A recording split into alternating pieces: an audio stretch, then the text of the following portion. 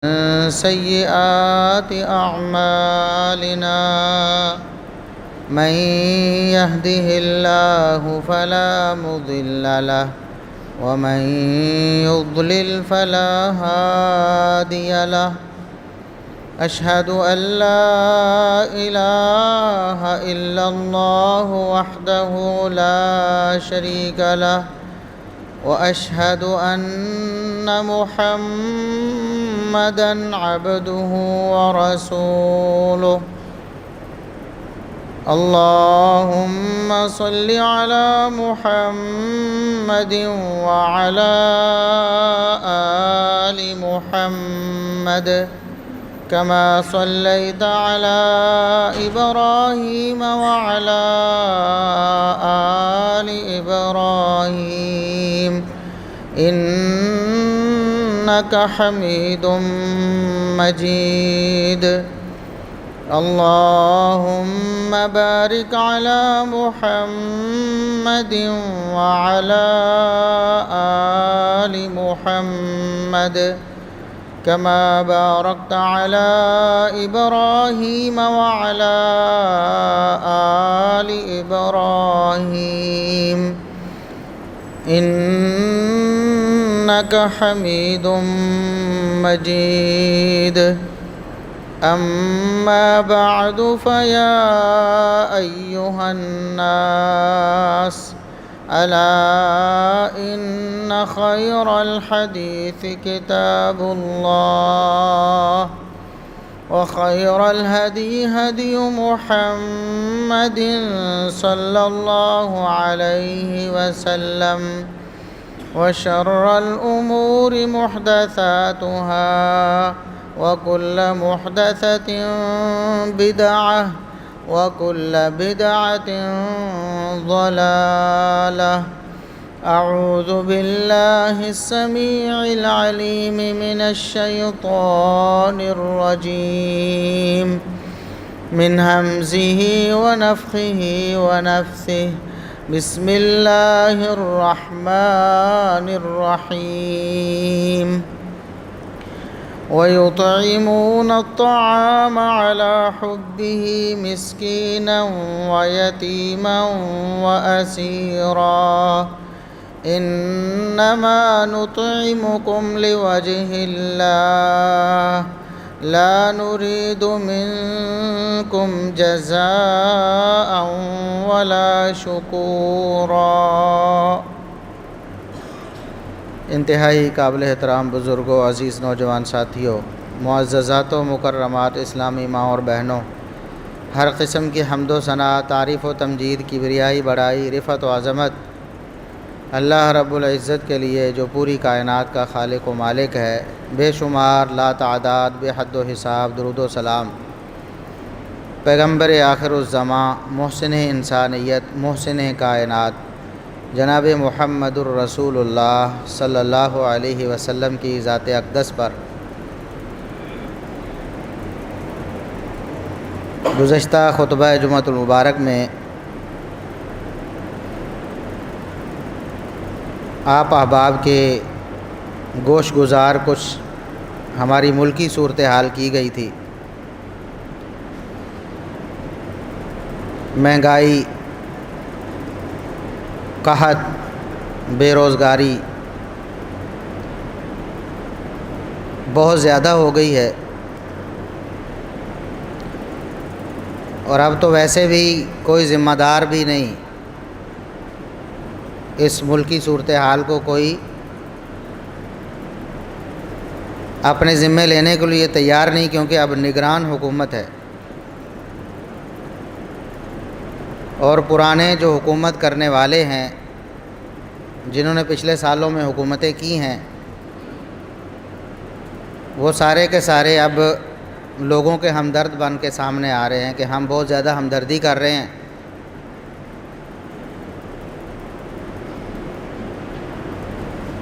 اور حالت یہ ہو گئی ہے کہ لوگ بیچارے بلوں کی، بجلی کے بل ہیں ان کی بہت زیادہ مہنگائی کی وجہ سے، اور پھر پیٹرول کی بڑھتی ہوئی قیمتوں کی وجہ سے، اور ان سب اسباب کی وجہ سے جو بے روزگاری پیدا ہو رہی ہے، کاروبار ٹھپ ہو رہے ہیں، بہت سے لوگ متاثر ہو رہے ہیں، صرف نچلا طبقہ ہی نہیں بلکہ متوسط طبقہ، بہت سے کاروباری لوگ بھی اس سے بہت زیادہ متاثر ہو رہے ہیں۔ اس ساری صورتحال میں جہاں ہم نے محمد الرسول اللہ صلی اللہ علیہ وسلم کے اسوہ اور آپ کی سیرت پر عمل کرتے ہوئے استقامت دکھانی ہے، ان حالات کا ڈٹ کر مقابلہ کرنا ہے، ایسے اسباب اور طریقے اختیار کرنے ہیں کہ اس مصیبت سے ہم نکل جائیں، تو وہاں ایک بہت بڑا جو سیرت کا سبق ہے، محمد الرسول اللہ صلی اللہ علیہ وسلم کا جو اسوہ اور نمونہ ہے کہ مصیبت اور تنگی کے حالات میں جو پسا ہوا طبقہ ہے، جو غریب لوگ ہیں، جو بیچارے فاقوں پہ آ گئے ہیں، یا جن کے اخراجات جو بنیادی اخراجات ہیں زندہ رہنے کے لیے وہ بھی پورا ہونے مشکل ہو گئے ہیں، تو ان لوگوں کا تعاون کیا جائے۔ یقیناً اب بھی اس مہنگائی کے دور میں بھی بہت سے ایسے لوگ ہیں جنہیں اللہ رب العزت نے وافر مال عطا کیا ہے جو ان کی ضروریات سے زیادہ ہے، تو انہیں چاہیے کہ اس مصیبت کی گھڑی میں اپنے دوسرے مسلمان بھائیوں کو یاد رکھیں جو ان سے بھی نیچے ہیں اور مصیبت میں ان سے زیادہ گھرے ہوئے ہیں، جو بے روزگار ہو گئے ہیں، جن سے ان کا روزگار مہنگائی کی وجہ سے چھن گیا ہے، ان حالات کی وجہ سے چھن گیا ہے، یا جو لوگ بیچارے چھوٹی موٹی مزدوری کرنے والے، اپنے بچوں کا پیٹ پالنے کے لیے روزانہ کی بنیاد پہ اجرت پہ کام کرنے والے، یا ماہانہ بنیادوں پہ تھوڑی تھوڑی تنخواہ پہ کام کرنے والے، تو مہنگائی کی وجہ سے ان کے بنیادی جو اخراجات ہیں زندہ رہنے کے لیے، جو ان کے لیے ضروری چیزیں ہیں، وہ پورا کرنا بھی مشکل ہو گیا ہے، تو ان حالات میں ایسے لوگوں کو ڈھونڈ کر ان کا تعاون کیا جائے، اور مقصد صرف اور صرف اللہ رب العزت کو راضی کرنا ہو، کوئی نمود و نمائش، کسی پر احسان جتلانا اور لوگوں کے سامنے اپنے آپ کو سخی بنا کر پیش کرنا مقصد نہ ہو، خالص اللہ کی رضا مقصد ہو، تو جہاں ہماری دنیا سنورے گی ہماری آخرت بھی سنورے گی، جہاں اللہ رب العزت جنت کی صورت میں اس کا انعام دیں گے، وہاں دنیا میں بھی اللہ رب العزت ہمیں اپنی رحمت سے مایوس نہیں کریں گے، اور ہمارے لیے اللہ رب العزت خیر کے دروازے کھولیں گے۔ محمد الرسول اللہ صلی اللہ علیہ وسلم کی جو تعلیمات ہیں، ان میں بنیادی ترین جو تعلیم ہے وہ دوسرے مسلمانوں کی خبرگیری، اپنے مومن بھائیوں کے حالات کی خبر لے کر ممکنہ حد تک ان کی مدد کرنا، یہ آپ صلی اللہ علیہ وسلم کی تعلیمات میں سے بنیادی تعلیم ہے۔ آپ صلی اللہ علیہ وسلم کے بہت سے فرامین ہیں، آپ صلی اللہ علیہ وسلم کی سیرت کے اپنے بہت سے واقعات ہیں، صحابہ کرام رضوان اللہ علیہم اجمعین جنہوں نے آپ صلی اللہ علیہ وسلم سے یہ ایثار اور قربانی سیکھی، ان کی سیرت کے بہت سے ایسے واقعات ہیں جو ہمیں بتاتے ہیں کہ ہمیں ایسے سخت حالات میں اپنے مسلمان بھائیوں کی ممکن حد تک مدد کرنی چاہیے۔ قرآن کریم میں بھی اللہ رب العزت نے بار بار اس چیز کا ہمیں احساس دلایا ہے کہ مسلمانوں کو ایک دوسرے کی مدد کرنی چاہیے۔ وَيُطْعِمُونَ الطَّعَامَ عَلَىٰ حُبِّهِ مِسْكِينًا وَيَتِيمًا وَأَسِيرًا، مومن جو لوگ ہیں اللہ رب العزت کے پسندیدہ لوگ، جنہیں اللہ پسند کرتا ہے، ان کی خوبی یہ ہے کہ وہ دوسروں کو جو بھوکے ہیں ان کو کھانا کھلاتے ہیں، مسکینوں کو، یتیموں کو، قیدیوں کو انہیں وہ کھانا کھلاتے ہیں، ان کی ضروریات کو پورا کرتے ہیں۔ اور نیت کیا ہوتی ہے؟ انما نطعمکم لوجہ اللہ، صرف اور صرف نیت اللہ رب العزت کی رضا ہوتی ہے، کوئی نمود و نمائش مقصد نہیں ہوتا، بس یہی مقصد ہوتا ہے کہ ہمارا اللہ ہم سے راضی ہو جائے۔ لا نرید منکم جزاء ولا شکورا، ان کی نیت میں یہ ہوتا ہے کہ ہم جن کو دے رہے ہیں، جن کا تعاون کر رہے ہیں، ان سے کسی قسم کا کوئی بدلہ ہمیں نہیں چاہیے، نہ ان سے کوئی نعرے چاہیے، نہ واہ واہ چاہیے، نہ احسان مندی کے جذبات جو ہیں وہ چاہیے، کچھ بھی نہیں چاہیے، صرف اللہ کی رضا چاہیے۔ ہمارے ہاں ہوتا کیا ہے، بہت سے لوگ غریبوں کے ساتھ تعاون بھی کرتے ہیں، لیکن اس میں نمود و نمائش آ جاتی ہے، اور جہاں اخروی تباہی بربادی مقدر بنتی ہے، وہاں دنیاوی اعتبار سے بھی اس کا فائدہ نہیں ہوتا۔ اب ایک شخص غریبوں کی مدد کرنا چاہتا ہے، وہ چاہتا ہے کہ میں کسی ایسے پلیٹ فارم پہ پہنچوں جہاں بلے بلے ہو، بڑے بڑے کیمرے لگے ہوں، بڑی بڑی سکرینوں پہ میں نمودار ہوں، اور دور دور تک شہرہ ہو میری سخاوت کا۔ تو عموماً ایسے جو پروجیکٹ ہوتے ہیں، ایسے جو سلسلے اور منصوبے ہوتے ہیں، ان کے اندر کرپشن ہوتی، پھر وہ جو کچھ دکھایا جاتا ہے بڑی بڑی سکرینوں پہ، اندر کھاتے معاملات جو ہیں وہ اور ہوتے ہیں۔ غریبوں تک ان کا حق وہ صحیح طور پر پہنچتا ہی نہیں ہے، کیونکہ مقصد اللہ رب العزت کی رضا نہیں رہتی، تو اللہ رب العزت اس سلسلے کو بھی ناکام بنا دیتا ہے۔ اگر ہمارا مقصد اللہ رب العزت کی رضا ہو تو ہم دیکھیں ہمارے محلے میں، ہمارے علاقے میں کون کون لوگ ہیں جو اس دور میں، ان حالات میں واقعی مدد کے مستحق ہیں، ان کے ساتھ تعاون کیا جانا چاہیے۔ واقعی وہ بیچارے فاقوں میں آ گئے ہیں، واقعی بے روزگاری نے ان کو دبوچ لیا ہے، ان کو ڈھونڈ ڈھونڈ کر ان کے ساتھ اچھا تعاون کیا جائے، صرف اللہ رب العزت کی رضا کے لیے۔ تو اگر ایسا سلسلہ شروع ہو جائے گلی محلے میں، اپنے علاقے میں، تو جتنے لوگوں کو اللہ رب العزت نے مال دیا ہے، اگر وہ اپنا مال خرچ کرنے لگیں خالص اللہ کی رضا کے لیے، تو یہ کوئی مشکل کام نہیں ان گمبھیر حالات پر قابو پانا۔ حالات کافی حد تک سدھر سکتے ہیں اور ہمارے معاملات درست ہو سکتے ہیں۔ جو لوگ بیچارے غلط قدم اٹھانے کا سوچتے ہیں ان حالات میں، اگر گلی محلے میں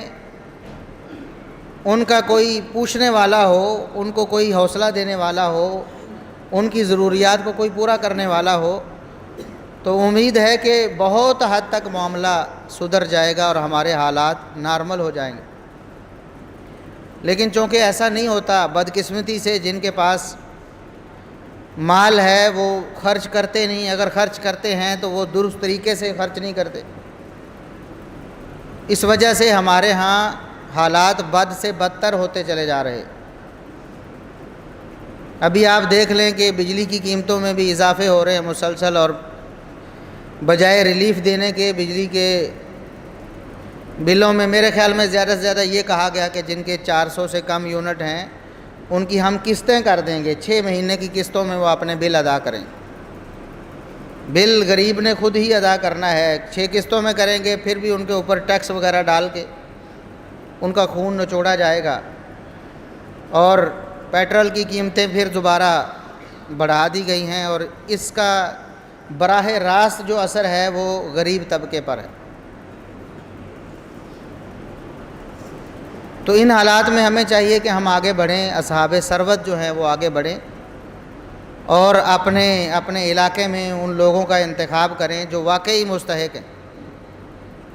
بہت سے لوگ ایسے ہوتے ہیں جو پیشہ ور بن چکے ہوتے ہیں، تو ہمارا جو سسٹم ہے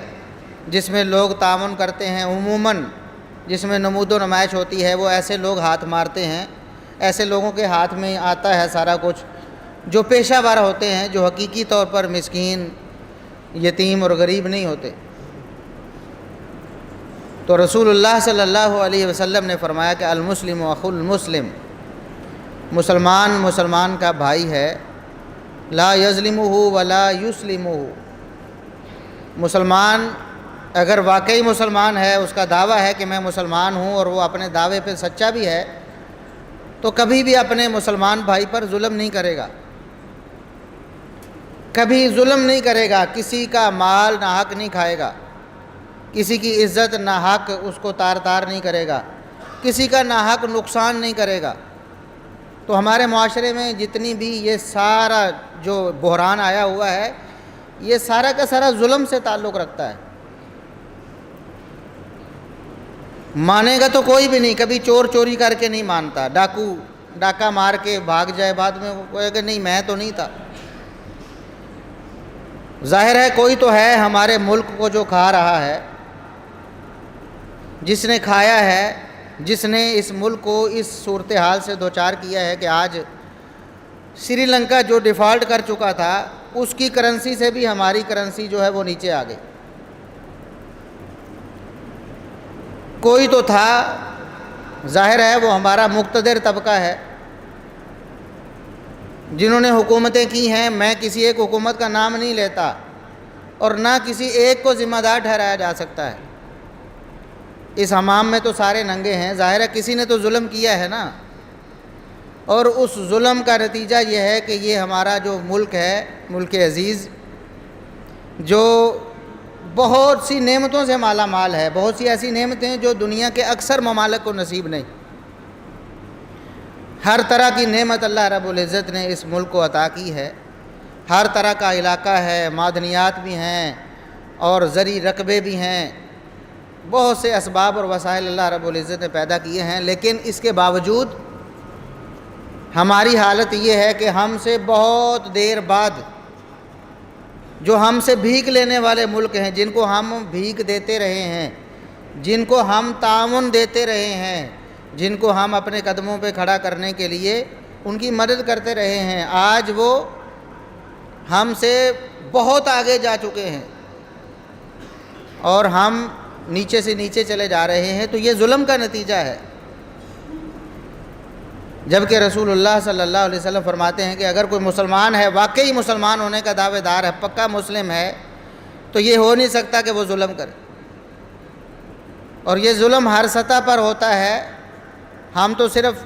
حکمرانوں کو کوستے ہیں جن کو ہم حکمران سمجھتے ہیں، وزیر اعظم ہے، وزیر اعلیٰ ہے، کوئی صدر ہے، کوئی اور عہدہ ہے، لیکن اصل میں ظلم تو ہماری جڑوں میں سرایت کر چکا ہے۔ ہر شخص اپنے حساب سے اپنی بس کے مطابق ظلم کر رہا ہے۔ کوئی کاروباری ہے، الا ماشاء اللہ، اللہ سے ڈرنے والے بھی یقیناً دنیا میں موجود ہیں، اگر دنیا میں نہ رہ جائیں ایسے لوگ تو ویسے ہی قیامت قائم ہو جائے۔ یقیناً ایسے لوگ ہیں، لیکن وہ آٹے میں نمک کے برابر ہیں، جو حلال کاروبار کرتے ہیں، اپنے کاروباری معاملات میں اللہ سے ڈرتے ہیں، ورنہ اکثریت نے کسی ظلم سے کبھی پرہیز نہیں کیا۔ وہ اپنی جو پروڈکٹ بناتے ہیں اس میں ملاوٹ کریں گے، بیچنے والا بیچنے میں دھوکہ بازی سے کام لے گا، بتائے گا کچھ، کرے گا کچھ، چیز کی خصوصیات کچھ ہیں وہ کچھ اور بتا کر آگے اپنے دام کھڑے کرے گا، حتیٰ کہ پھل بیچنے والا وہ گلا سڑا پھل ڈال کر دھوکے سے لوگوں کو دے گا۔ تو ہر شخص جو ہے وہ دوسرے کے ساتھ ظلم کر رہا ہے، تو کیسے ہو سکتا ہے کہ ہمارے معاشرے میں امن آ جائے، ہمارا معاشرہ ترقی کر جائے؟ ایسے ممالک جو سرے سے اللہ کو مانتے ہی نہیں ہیں، سرکاری طور پر ان کا مذہب ہی نہیں ہے، بالکل بے مذہب ہیں وہ لوگ، ان کے حکمران بھی اللہ رب العزت پر یقین ہی نہیں کرتے ہیں، ایسے ملک بھی دنیا میں موجود ہیں، لیکن آج وہ بھی ترقی کر رہے ہیں۔ وہاں کا اگر آپ سسٹم دیکھیں، وہاں کا نظام دیکھیں، تو آپ کو نظر آئے گا کہ یہ لوگ ایمانداری سے کام لیتے ہیں، بہت حد تک ایمانداری سے کام لیا جاتا ہے، 90% تک لوگ ایماندار ہیں، وہاں آپ کو ایمانداری نظر آئے گی۔ انہوں نے یہ سمجھ لیا ہے کہ ایمانداری، لوگوں سے دھوکہ فراڈ نہ کرنا، انصاف کرنا، کسی کا مال ناحق نہ کھانا، اسی میں کامیابی ہے۔ وہ اللہ کو نہ مان کر بھی آج دنیاوی طور پر کامیاب ہے، اور ہم اللہ رب العزت پر ایمان رکھ کے بھی، محمد الرسول اللہ صلی اللہ علیہ وسلم کا کلمہ پڑھ کے بھی، بلکہ ہم عشق کے نعرے مار کے بھی آج ناکام ہیں، رسوا ہو رہے ہیں۔ اس کی وجہ کیا ہے کہ ہم نے ظلم کو نہیں چھوڑا ہے۔ تو رسول اللہ صلی اللہ علیہ وسلم نے فرمایا مسلمان تو وہ ہے جو اپنے مسلمان کو اپنا بھائی سمجھتا ہے اور کسی صورت میں اس پر ظلم نہیں کرتا۔ آج بھی دیکھیں آپ، اسی مہنگائی کی وجہ سے رونے والے پیٹنے والے آپ کو دوسروں پر ظلم کرتے نظر آئیں گے۔ کوئی رشوت لے رہا ہے،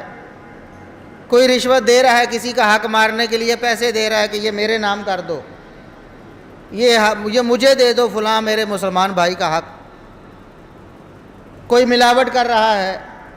وہ بھی مہنگائی کا رونا رو رہا ہوگا، لیکن خود اس سسٹم میں، اس خرابی میں باقاعدہ حصہ دار بنا ہوا ہے، ملاوٹ کر کے لوگوں کی صحت سے کھیل رہا ہے، لوگوں کی جانوں سے کھیل رہا ہے، لوگوں کے مال ہڑپ کر رہا ہے۔ تو سب سے پہلے تو ظلم کا جو نظام ہے ہمیں ختم کرنا چاہیے۔ یقین کریں یہ ظلم نیچے سے اوپر کو جاتا ہے، ایسا نہیں ہوتا کہ آپ سارے عادل ہوں، منصف ہوں اور کوئی ظالم حکمران بن کے آپ کے اوپر بیٹھ جائے، ایسا اللہ کا قانون نہیں ہے۔ اللہ کا قانون ہی ایسا نہیں ہے، کبھی ایسا نہیں ہو سکتا کہ عوام ساری کی ساری منصف مزاج ہو جائے، بے ایمانی کو چھوڑی بیٹھی ہو، لیکن حکمران جو ہے وہ بے ایمان آ جائے اور وہ سارے ملک کو لوٹ کر کھا جائے اور سارا نظام تہس نہس ہو جائے۔ ایسا ممکن ہی نہیں، یہ اللہ کا قانون نہیں ہے۔ آج تک ایسا نہیں ہوا اور قیامت تک ایسا نہیں ہونا۔ ہمیں اپنے طور پر، اپنی سطح پر ظلم کو ختم کرنا چاہیے، اور اسی ظلم میں سے ایک ظلم یہ ہے، میں نے پچھلے خطبے میں بھی اشارہ کیا تھا، کہ ہم ہی منتخب کرنے والے، ہم ہی الیکشن میں ووٹ دینے والے اور ووٹ دے کر آگے اپنے نمائندوں کو بھیجنے والے، اگر ہم یہ تہیہ کر لیں کہ ہم صرف اور صرف ایمانداری کو دیکھیں گے، نیکی تقوی کو دیکھیں گے، اپنے معاشرے کا جو بہترین فرد ہے اسے منتخب کر کے آگے بھیجیں گے، تو یقیناً تبدیلی آ جائے گی۔ لیکن ہم نے تو پارٹی ازم، برادری ازم اور پتہ نہیں کون کون سے ازم ہیں جو ہم نے پالے ہوئے ہیں، ان کے مطابق ہم اپنا معاملہ کرتے ہیں، تو اس کے بعد پھر جو ہوتا ہے پھر ہم روتے ہیں۔ یہ بھی ظلم کی ایک قسم ہے کہ آپ کسی شرابی کو، کسی ڈاکو کو، کسی چور کو، کسی بدکار کو صرف اس لیے ووٹ دے رہے ہیں کہ وہ ہماری برادری کا ہے، صرف اس لیے ووٹ دے رہے ہیں کہ ہمیں اس سے کوئی مفاد وابستہ ہے، صرف اس لیے کہ اس نے ہمیں نوکری پہ لگوانا ہے یا کو لگوا چکا ہے۔ تو جب ایسے ظلم ہوں گے ہمارے معاشرے میں، اور پھر ہر شخص جہاں رشوت لینے کا بس جس کا چلتا ہے وہ رشوت لے رہا ہے،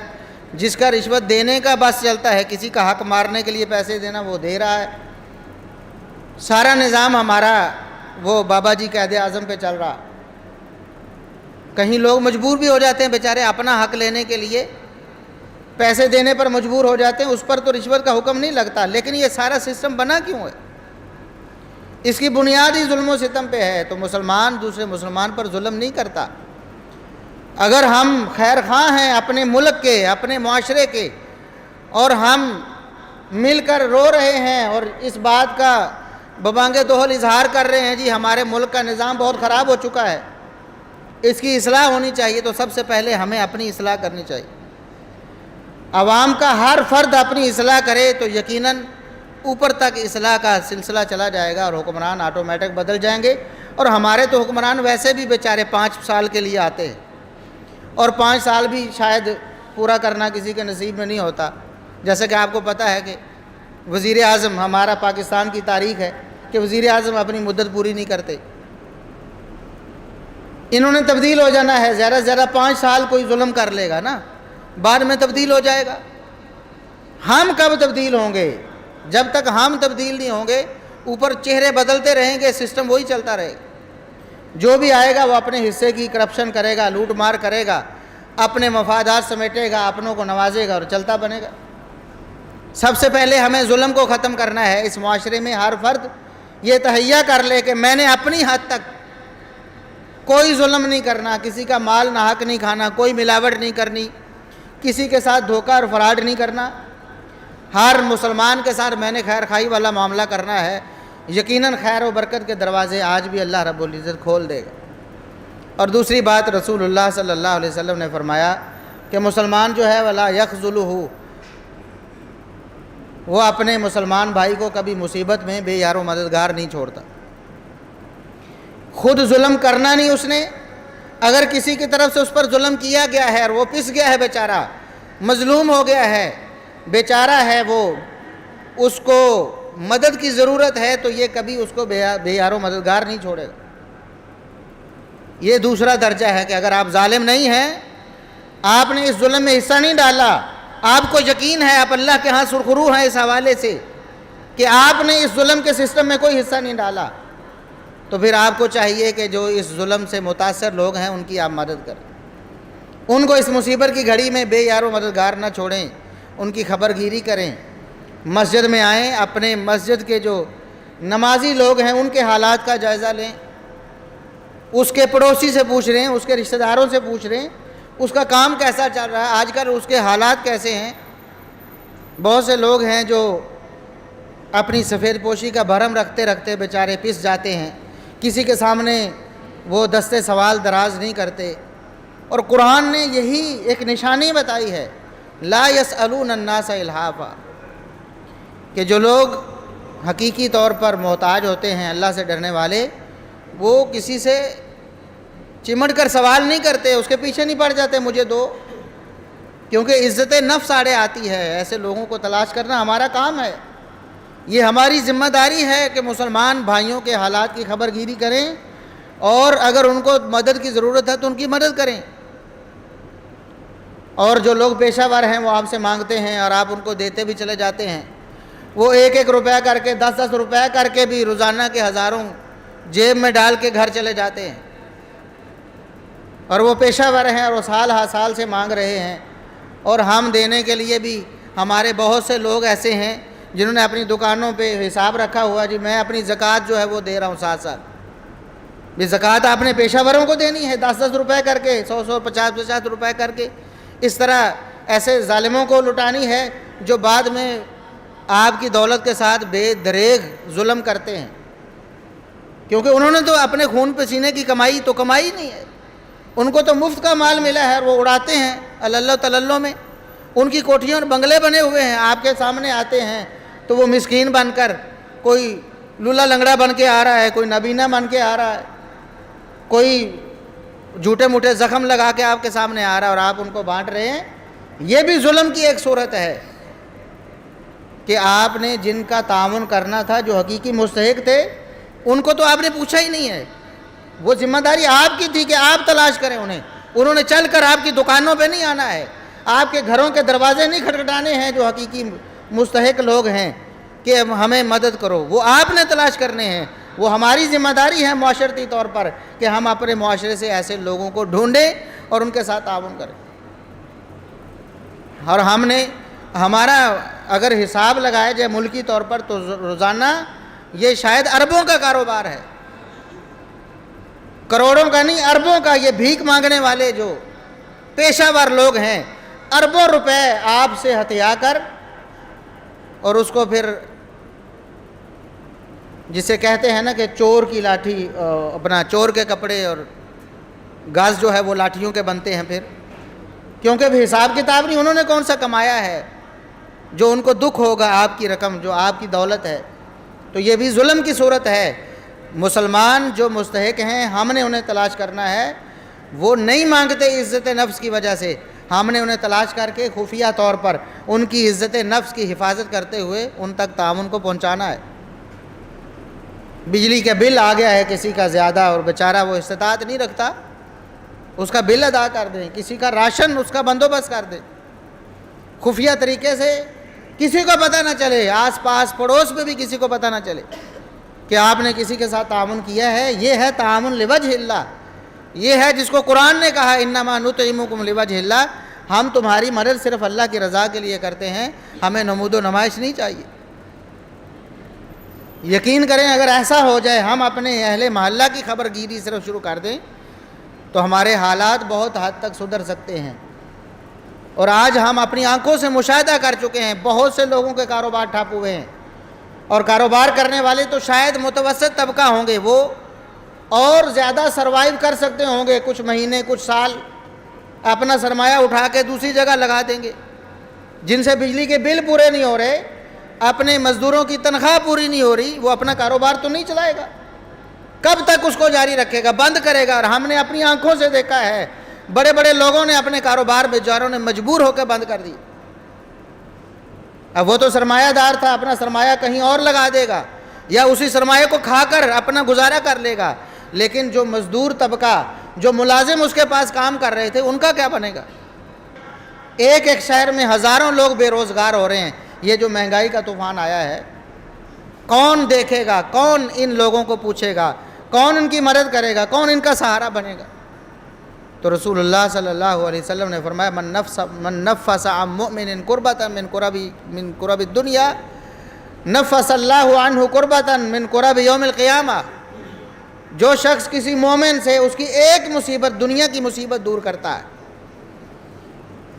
ایک مصیبت دور کرتا ہے، اس کی ایک تنگی اور ایک اس کی جو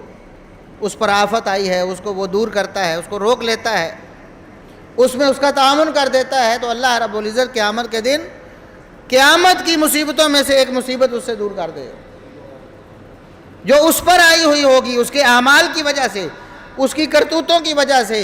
اس کی بدعمالیوں کی وجہ سے اللہ کے ہاں جو پکڑ آئی ہوگی، اللہ رب العزت دنیا میں مومن سے تعاون کرنے کی وجہ سے، دنیا کی چھوٹی سی تکلیف دور کرنے کی وجہ سے اللہ قیامت کی وہ تکلیف اس سے دور کر دے۔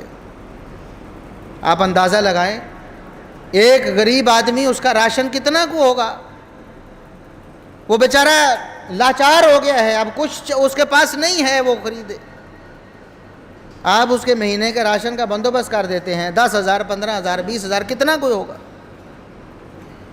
متوسط طبقے کے لوگ، کاروباری لوگوں کے لیے کوئی اتنی بڑی بات نہیں۔ اس کے تو بجلی کا بل بھی 50,000 آتا تھا تو 60-70,000 آ جائے گا، پے کرے گا وہ اسے،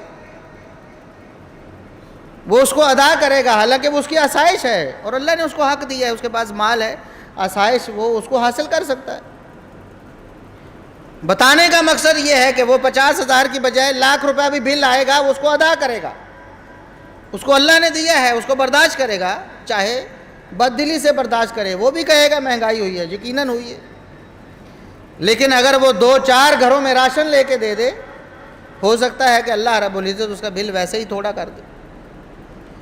یا بل کے باوجود بھی اللہ رب العزت اس کی دولت میں برکت دے دے، اس کے کاروبار میں اضافہ ہو جائے، جہاں اس کو 2 لاکھ پرافٹ آ رہا تھا، اللہ رب العزت 3 لاکھ کر دے، 4 لاکھ کر دے۔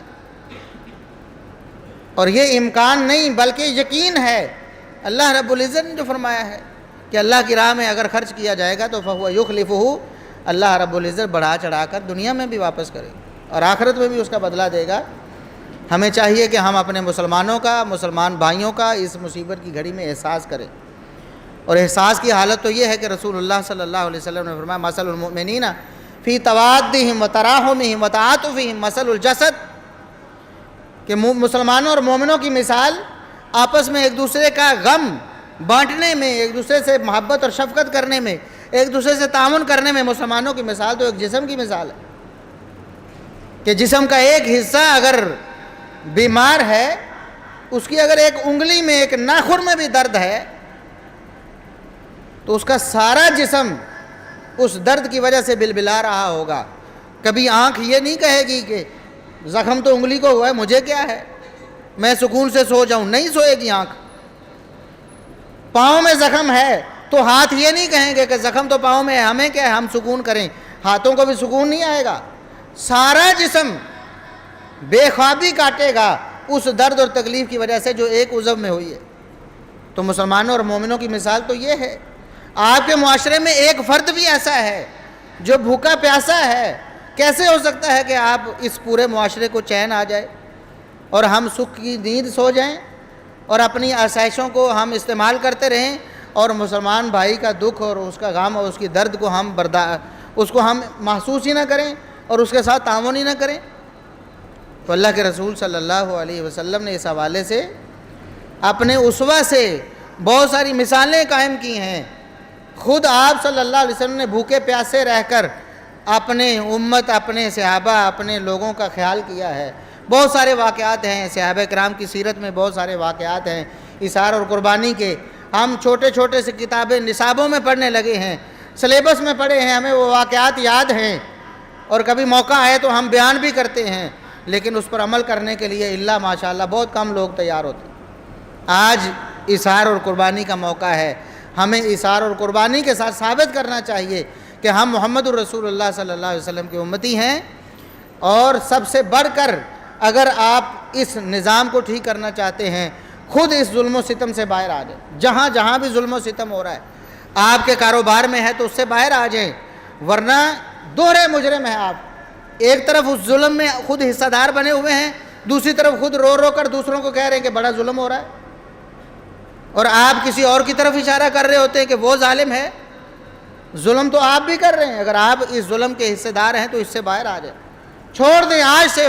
اللہ رب العزت سے وعدہ کر لیں ہم اس ظلم میں کبھی حصے دار نہیں بنے، اور اللہ رب العزت نے اگر آپ کو اس ظلم سے بچایا ہے تو دوسرا درجہ یہ ہے کہ اس ظلم سے متاثر ہونے والے لوگ، آپ کی ذمہ داری ہے کہ ان کو تلاش بھی کریں، ان کا تعاون بھی کریں۔ اور آج تو لوگ بیچارے مجبور ہو کر دستے سوال دراز بھی کر رہے ہیں، اور وہ حدیث میں آخری بات کر کے اپنی بات کو، خطبے کو مکمل کرتا ہوں۔ رسول اللہ صلی اللہ علیہ وسلم نے فرمایا قیامت کا دن ہوگا، اللہ رب العزت پوچھے گا ایک بندے سے کہ میرے بندے میں بھوکا تھا، میں نے تجھ سے روٹی مانگی تھی، تو نے مجھے روٹی نہیں دی۔ میں پیاسا تھا، میں نے تجھ سے پانی مانگا تھا، ارے بدبخت تو نے مجھے پانی نہیں دیا۔ بندہ کہے گا یا اللہ تو رب العالمین ہے، یہ کیسی بات ہے، تو بھوکا تھا، تجھے تو بھوک لگتی نہیں ہے، تجھے تو پیاس لگتی نہیں ہے، تو ان نقائص سے ویسے ہی منزہ اور مبرہ ہے، یہ کیسی بات ہے، میرے پاس تو کب آیا تھا روٹی مانگنے کے؟ تو اللہ رب العزت فرمائے گا میرا بندہ آیا تھا جو بھوکا تھا، اس نے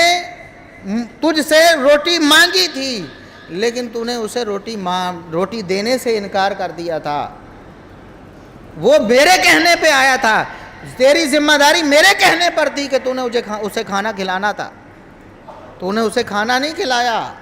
وہ بندہ میری وجہ سے آیا تھا، میرا بندہ تھا، اور میرا حکم تھا کہ جن کے پاس کھانا ہے وہ بھوکوں کو کھلائیں، تم نے کیوں نہیں کھانا کھلایا؟ اگر کسی نے پانی مانگا تھا، میرے بندے نے پانی مانگا تھا، مجھے پیاس نہیں لگتی، مجھے ضرورت نہیں ہے تمہارے مال کی، لیکن میرا بندہ آیا تھا، اس نے پانی مانگا تھا، تم نے اسے پانی نہیں دیا، تو نے گویا رب العالمین کو انکار کیا ہے کہ جاؤ میں تمہیں پانی نہیں دیتا۔ تو ان حالات میں ہمیں چاہیے کہ ہم اللہ اور اس کے رسول صلی اللہ علیہ وسلم کے بتائے ہوئے طریقے کے مطابق اثار اور قربانی کر کے اپنے مسلمان بھائیوں کا تعاون کریں اور اس مصیبت سے نکلنے میں ان کی مدد کریں۔ وآخر دعوانا ان الحمد للہ رب العالمین۔